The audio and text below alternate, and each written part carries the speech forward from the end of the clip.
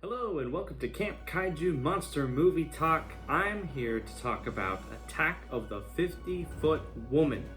It gets an A+ for the name.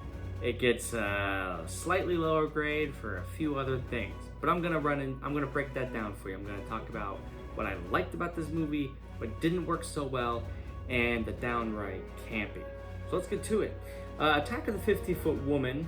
Maybe you've heard of it, maybe you haven't. It is a classic. It's a cult classic, I would say, with a capital C on that. It tells the story of a woman who is just living a really terrible life. Like, she's really trapped. She's got a lot of money. She's like the wealthiest person around. She has a real dirtbag husband who's cheating on her. He's always at the dance hall dancing with some femme fatale, and Nancy's just really alone. And then when she tries to get help or sympathy, her husband, the sheriff, the deputy, all these men in her life write her off as mentally unstable, irrational, emotional. She's hitting the bottle too hard. Typical awful female stereotypes, right? This movie leans hard into them, and it really kind of threw me for a loop for a second because I want to enjoy this movie, right? But it's a classic example of here I am in 2021 watching a movie from 1958. So we can think about the gender expectations and dynamics of the 50s, pretty stereotypical stuff. But that's not. But so there's more layers to it than that. I just wanted to give you that first and foremost. Because what I liked is that they did lean into this because it made the payoff at the end so much sweeter. And we're not beating around the bush here.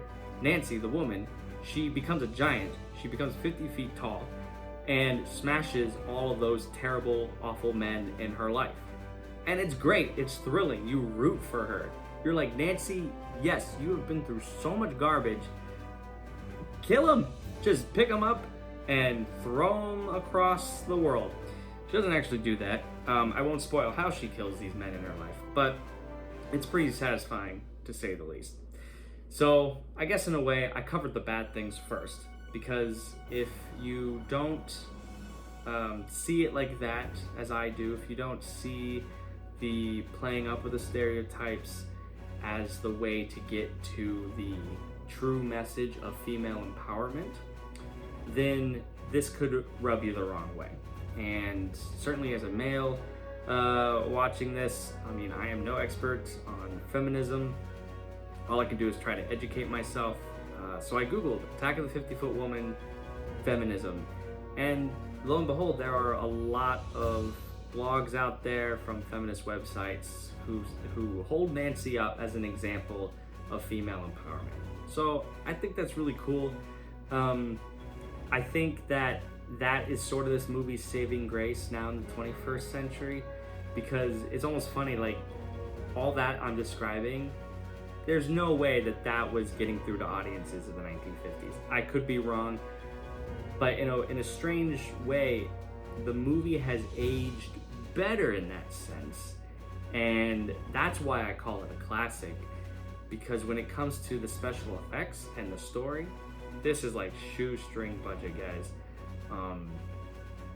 Like, the effects are kind of laughable and not always in a charming way. It's like, ooh. That's how you went with depicting a giant. Also, scale is really weird in this movie. Sometimes she's as tall as like an electric transformer thingamabob, and sometimes she's only as tall as a normal lamppost. So, I don't know. But there are enough things working, especially in that sense of female empowerment, that did keep me engaged. It's a short runtime, so yeah, ultimately, check it out. I'd love to hear your thoughts on everything I just talked about. Maybe you don't see that at all, and I could absolutely understand why. So Attack of the 50-Foot Woman, check it out, hit me up, let's talk about it, and follow and engage with Camp Kaiju in any way you can. I will see you next week for The Lost World, a 1925 silent movie that influenced everything from King Kong, probably up to The Lost World Jurassic Park. All right, see you then.